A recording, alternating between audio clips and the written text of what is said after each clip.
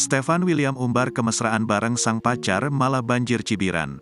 Aktor Stefan William panen cibiran netizen seusai memamerkan kemesraannya dengan sang pacar di media sosial. Sejak bercerai dengan Celine Evangelista, Stefan William memang sudah mendapatkan tambatan hati baru, yakni Ria Andrews.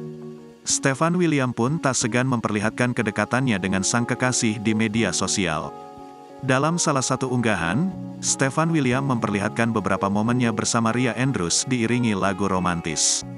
Momen ketika Stefan dan kekasihnya menghabiskan waktu bersama, hingga sepasang cincin dengan ukiran nama mereka. Sementara di bagian caption, Stefan William menuliskan kalimat romantis tentang harapannya bersama Ria. Rupanya dia berharap bisa terus bersama sang kekasih. Semoga kita bisa melewati tahun-tahun berikutnya, berpegangan tangan, tertawa bersama, dan saling mencintai, kata mantan suami Celine Evangelista. Sayangnya bukannya dipuji, Stefan William justru panen cibiran netizen. Pasalnya dia dituding terlalu sibuk berpacaran hingga terkesan lupa mengurusi anak-anaknya.